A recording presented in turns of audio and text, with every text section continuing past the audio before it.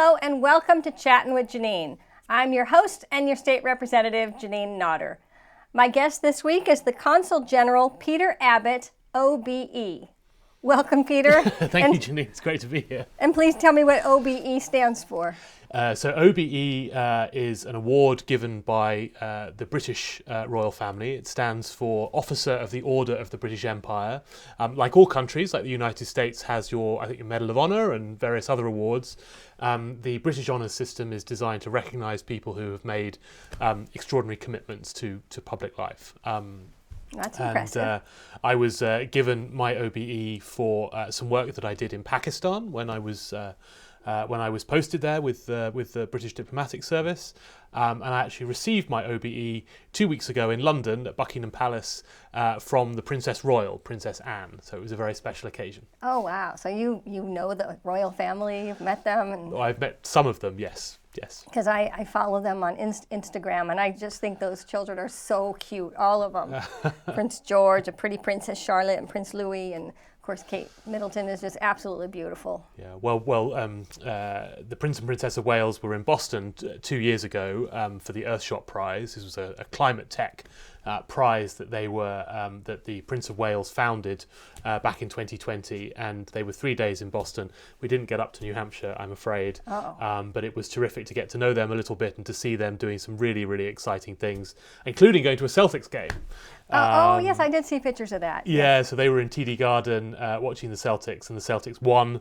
I think Jason Tatum scored a kind of all-time record for one game or something, and so they had a great time. They should come and visit us at the New Hampshire State House, because that's where I met you. That's right. And also Consul General Ambassador Peter, I'm sorry, I'm going to call everybody Peter. Meron Rubin, Thank you, Israeli Meron. Consul General. Yeah, I know his name, but I had Peter stuck in my head. And then we just had the Consul General for Korea, Okay. and then Japan. Terrific. Yeah. Great. Good. So it's a well-trodden path. Yes, and you all know each other. I ask. I'm like, everybody knows you. We do all know each other. We don't see each other maybe as much as we would like. I mean, our job is to talk to Americans here, not to talk to each other. But you don't talk about the incident that happened in the 1700s. My diplomatic colleagues laugh at me when I go to, like the 250th anniversary of the Tea Party that I went to. Oh, you did? In December, I was down on the Boston Harbour as they threw tea into the water, and it was a great event. The important thing is that 250 years on, this is the best, closest relationship between two countries I think that the world has ever seen, and it's testament to our ability to build friendship and prosperity, freedom out of the seeds of war, and that's a great lesson for the rest of the world. I think that you can do that, and you can move on from conflict. Good point. One of the museums down there has one of the chests from that time, from the Tea Party, and then I recently saw a picture of how the tea was bottled. They have one still. So. Yeah. Yeah, no, not all was lost. No, the Tea Party Museum is amazing. Yeah, it's a great place to visit. How long have you been a diplomat? So I've been a diplomat for getting on for 20 years now, so it feels like quite a long time. It's been a terrific career. It gets me traveling around the world. I've been on postings in Washington, D.C., in Portugal, in Pakistan, as I said, and here in Boston as well. So it's been a really exciting career to have. And how long do you stay in each place? Well, I can do the math and cut it in half. Well, it depends. It depends partly on the job and partly on the country that you're in.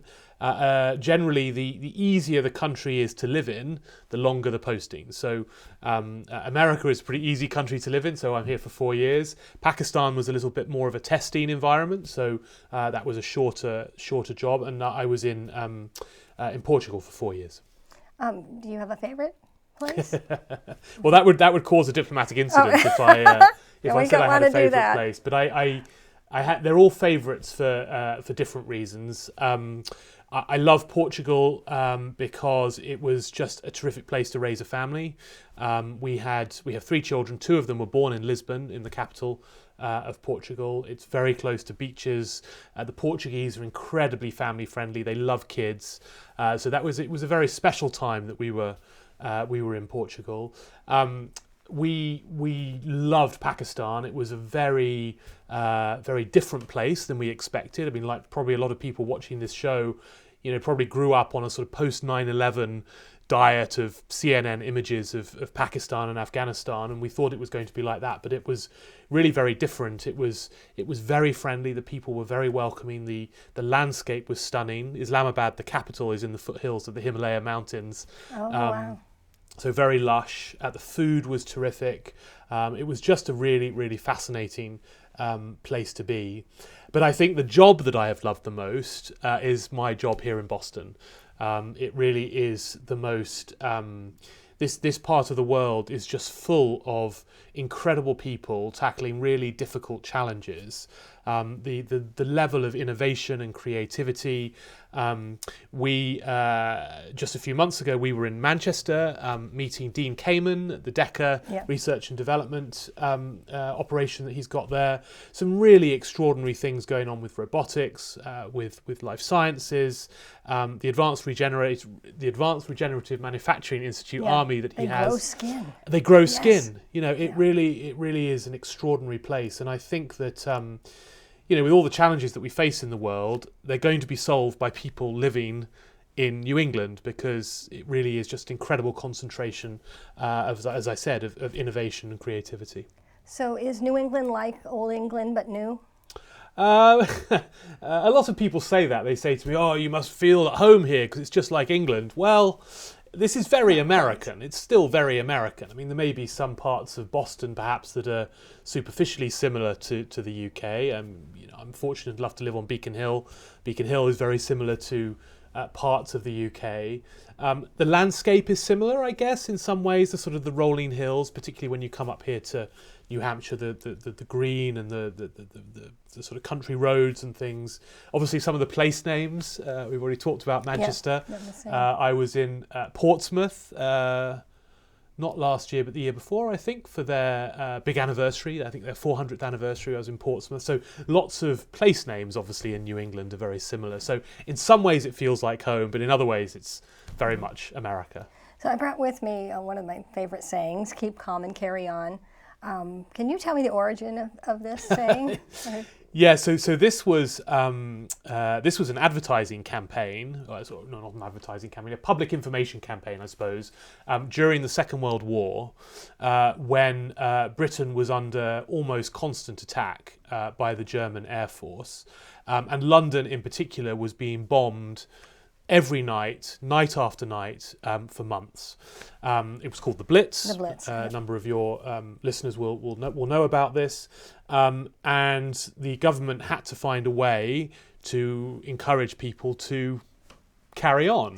Keep a stiff upper lip. Keep a stiff upper lip, exactly. And this was one way that they did this, and there were poster campaigns and things with this phrase, "keep calm and carry on."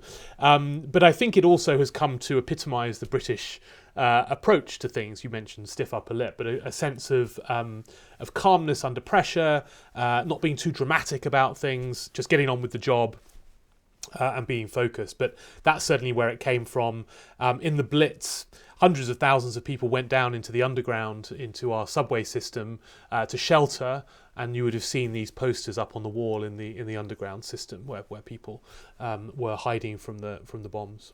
And I think it does help, words like that. I remember I had an injury one time, and I went to the doctor, and I was just ready to cry, and I looked up, and on the wall it said the word "breathe," and just seeing that word "breathe," was able to get centered, and I was fine. Yeah, good. Yeah. You kept calm and carried on. I did. I kept calm and carried on. Of course, they have all these memes now with a take on. They do. One of my favorites says, "Don't tell me to keep calm and carry on." There's a keep calm and drink tea, or keep calm and have a cocktail, that sort of thing. This might be a good time to bring in some British pop culture, because the tea can fix anything.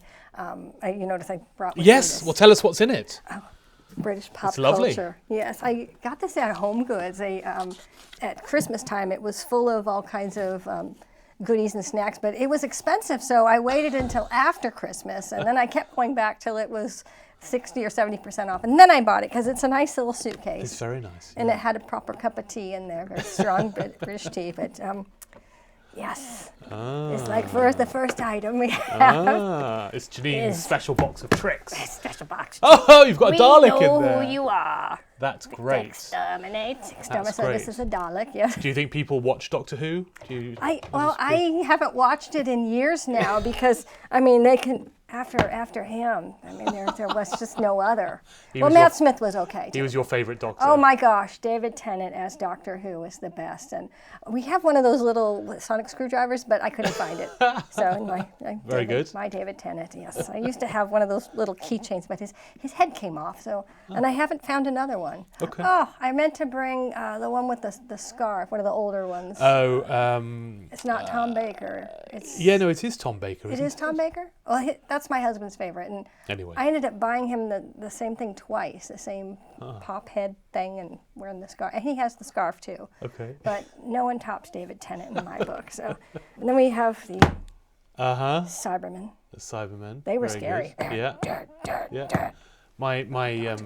My kids have started watching Doctor Who. Do they have? Is David Tennant their favorite? Who are they? Who is it? No, it's not David Tennant. It was Matt Smith was after him. No, it was the one before David. Oh, the Tennant. first one with Rose. And when they lost Rose, that was so tragic. Yeah, I'm terrible with names. But they love him. He's great. He has a long last name. It starts with an E. Somebody. Oh, Christopher Eccleston. That's it. Christopher That's it. Eccleston. Yeah, exactly. I have a bookmark. So, great. 'Cause I'm an avid reader. Got lots in there. And then finally, I know because it's like bigger. it's like the TARDIS. It's bigger on the inside. It's bigger on the inside. Oh my goodness! This makes noise too. TARDIS stands for time and relative Dimensions in space. In space, Something that's like it. that.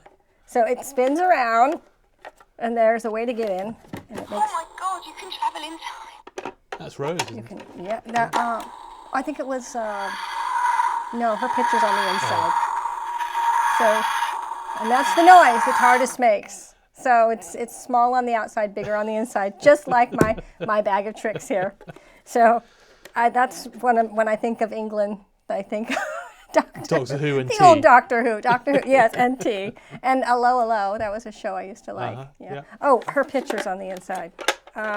Martha Jones, is that? No, Martha Jones was someone else. I forgot her name. Okay. This gal. Okay. It was one of the companions. Okay, great. It's Rose. Nobody can top Rose. No, she was terrific. Yeah, and she may have come after Rose. And then there was Amy. I loved Amy. Amy Pond. And then there was the other one she was Doctor Who for a while, and she was such a good actress. Oh yeah, Yeah. the lady, the first female Doctor Who. Is that right? No, one of the companions. Oh, I see. Oh, Yeah. right. I don't know. And then I haven't watched the show in years. So after Matt Smith, well, then there was one between Matt Smith and the lady. I Right. did watch that. Right. But we'll just leave David Tennant out. But Okay. there's my little tribute to British pop culture. Great, I love it. Well, we've got an amazing film and television industry. I mean, you mentioned Hello, but obviously there's Hercule Poirot and Agatha Christie and Downton Abbey. Oh, I love Downton Abbey. That's my cell phone ringtone, but I never have my phone James Bond. I mean, all of Bond, these James incredible Bond, yeah. franchises have come. Harry Potter, all of these things have come out of the UK. And in fact, Netflix just last year made a record investment in British television studios, partly on the back of Bridgerton, which was, I think, a big success for them. But we really are, I think, the UK is second in the world only to Hollywood in terms of the number of films that have been produced there. Northern Ireland has got a big television centre. Game of Thrones was filmed. A lot of it was filmed in Northern Ireland. It's well worth watching. It's a terrific show. Yeah. But better than Doctor Who? I don't know. Well, it's different. Okay, it's different. And Downton Abbey, yes, I during COVID watched it all twice. Yeah. Well, twice, all the way through. There's a third season coming out, I have been told. Well, I've been told that too, but then I also heard that was fake information. So I guess Oh dear. Well, I don't want to be giving fake news out on your show. Yes. So check that, viewers. Check that. I know. And the clothes, the outfits that they wear, they're from that time period. So they're not very pleasant for the actors to They're wear. probably quite uncomfortable. Yeah. And they, So can I tell you about wearing uncomfortable clothes? Sure. So Patriots Day was a couple of weeks ago. and I dressed up as a redcoat and took part in the annual reenactment on in Lexington, and marched with the other redcoats in that, and it was a really very moving experience. It was quite incredible to dress up. I mean, they wore a lot of clothes into battle. They were dressed like they were going to a dinner party with linens and cottons and silver and things. Wow! But actually, they were going into battle, and it was quite a moving experience. The redcoats march into Lexington at dawn, and there on Battle Green, arrayed in front of them are quite a small number of volunteers and Minutemen who refuse to lay down their arms. And then, as history goes, a shot is fired. The shot heard round the world that nobody knows who fired it, whether it was an American or it was a redcoat. And then it all sort of disintegrates from there, and the redcoats pursue the Minutemen. Several people are killed, and then the redcoats march on to Concord and the Old North Bridge, and then the tables are turned and a number of redcoats are killed, and then they retreat back to Boston. But it was a very special moment for me to play a part in that not quite 250th, I guess 248th anniversary. But A there are long a lot time of ago. big anniversaries coming up. Yeah. Those redcoats were so well made that after the Revolutionary War, somebody put one in their field on the The Scarecrow? Scarecrow, and it lasted 100 years. That's amazing. So I read that in a book on Paul Revere. That's amazing. Good British craftsmanship, you see. Yes. Well, when I was a kid, we had these little cartoons on the weekends, and one was No More Kings. It's a Schoolhouse Rock. Okay. And they called it Mother England, and I learned a lot of history just Good. from those little Great. cartoons and the little songs as they were missing Mother England. And, Right. And yeah, well, we won't. We said we wouldn't go into that little incident that happened. Well, And it's all water under the bridge. yes. And okay, I had some notes here.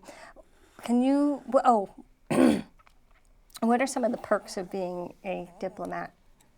Can you park anywhere you want and not get a ticket? So that's a common misconception. Where was I the other day? I was in Hartford, Connecticut, not that long ago, and I was told, I could park anywhere because I've got diplomatic plates. And I came back and I found a parking ticket on my car.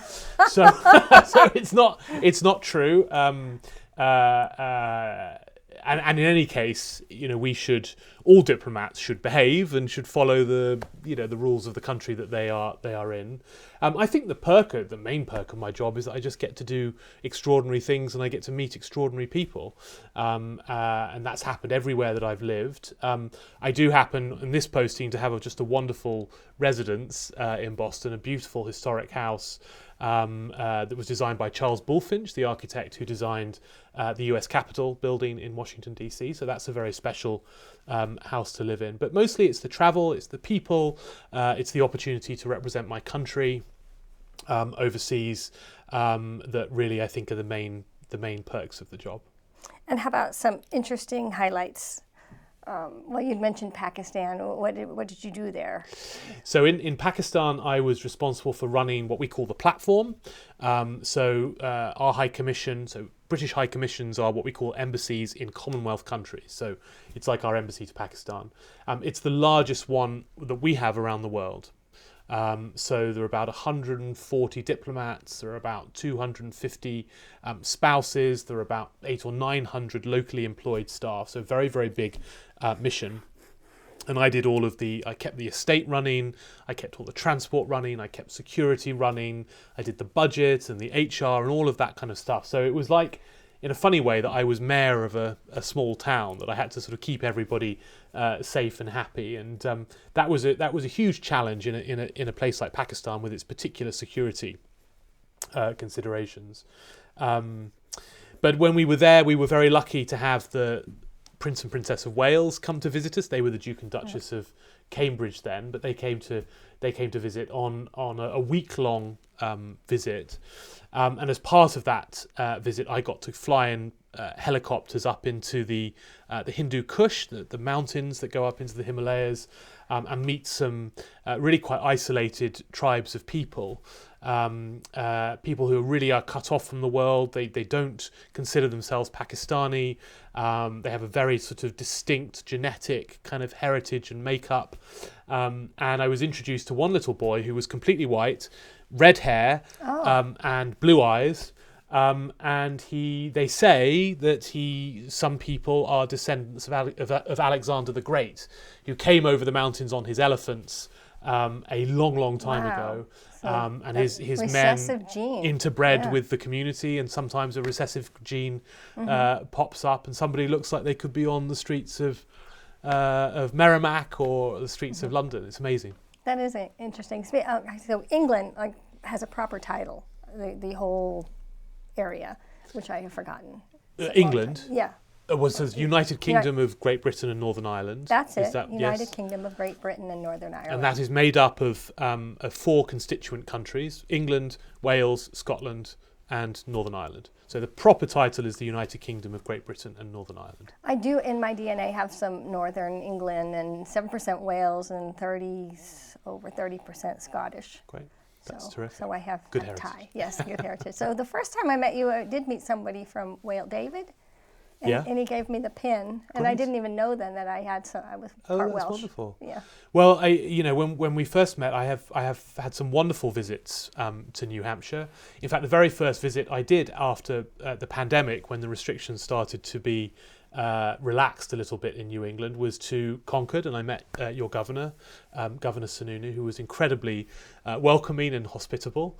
And then I came back, and your speaker, Sherman Packard, invited me to speak to many of your members, senators and representatives in the chamber in the state legislature in Concord, which is the 3rd largest in the English-speaking world. In the English-speaking world. It's just extraordinary. After the British House of Commons and the US House of Representatives, I think, if I'm correct in that. Well, we have 24 senators, and I call them the House of Lords. Well, but they're elected, you see. So that's they may feel that they're lords, but they are in fact answerable to the people, just like the representatives. So we've done lots of things in New Hampshire. I've mentioned DECA. BAE Systems has a very large. Facility in Nashua. In fact, I think it might be one of their largest in the United States. And so I was fortunate enough to visit there. There's really just so much going on up here, and it's so convenient to visit that we've spent a lot of time in New Hampshire, and it's got a very special place in my heart. I'm glad to hear that. So I have the ever important question about, do you say a spot of tea or a proper cup of tea? And what's the difference? There is no difference, I think. I always like to have a proper cup of tea. What is a proper cup of tea? Well, what's an improper cup of tea? Well, an improper cup of tea is when you boil the water in the microwave. Oh, this is something that a lot a lot of Americans do, and they should not do it. Oh no, I don't even have a microwave. I do in the office, but not at home. It's very important to invest in a kettle, I put the tea bag in. So in England we call it, this is a builder's cup of tea. So builders, contractors, people out on the work site, they like a good strong cup of tea because they're working hard. So I like a builder's cup of tea. So I usually use a tea bag in the cup. You can use loose leaf tea, obviously, in a teapot if you like, if you're a purist. I put a tea bag in the cup. I put a spoonful of sugar. I pour the boiling water onto the tea bag, and then I put a little bit of milk in the top.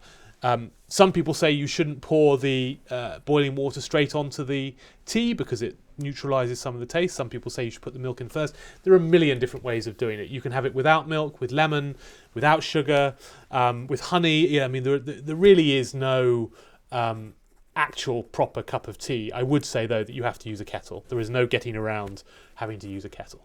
Yeah, I'm just amazed that somebody would put water in the microwave and kill it like that. Well, people do. It's quite a meme on social media, actually, as well. Oh, that's funny. So there was an episode of Doctor Who back when Rose was on the show where the TARDIS was broken, and Rose's mother brought in some good English tea, and it fell over and it spilled and it dripped down, and the TARDIS started working again. And that is the Tennant. power. It was David Tennant, one of his episodes. It is the power of tea. The power of a proper cup of British tea. I mean, you guys just threw it in the harbour, Yes. so you don't know how to treat it properly at all. But I'm glad to say 250 years on, that's changed. Uh-oh. David Tennant there, he's falling down. So Queen Elizabeth, of course, God rest her soul. She has a page in my scrapbook. I'm an avid scrapbooker, and my mother always loved Queen Elizabeth, and I'm a huge I Love Lucy fan. And in the episode where they went to England and she got to meet the Queen, she was young and she hadn't been the Queen for very long back when they filmed that in the 50s. Right. Yeah, it was an extraordinary period of service, and in fact, I feel very lucky that my time in Boston, in New England, coincided both with our celebrating the Queen's Platinum Jubilee, so 70 years on the throne, and then being able to have the honour of leading the period of mourning when she passed away. And in fact, that included one of the most memorable parts of my time here, which was, again, here in New Hampshire at the Highland Games up in Loon.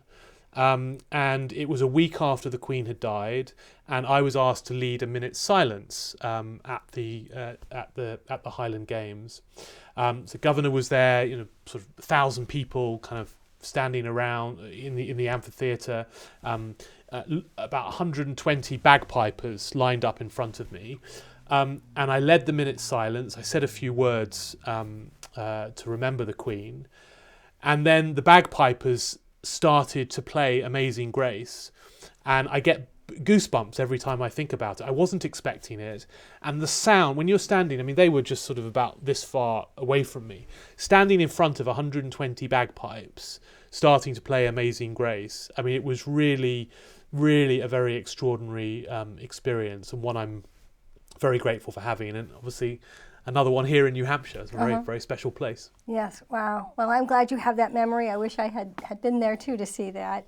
We're about out of time, but I wanted to wish you the best in your next endeavor, and our best for the royal family and the health issues that they're dealing with. Thank you, Janine. It's a pleasure to be on your show. And thank you again for being here and coming to Merrimack. Of course. And thank you for watching. Thank you.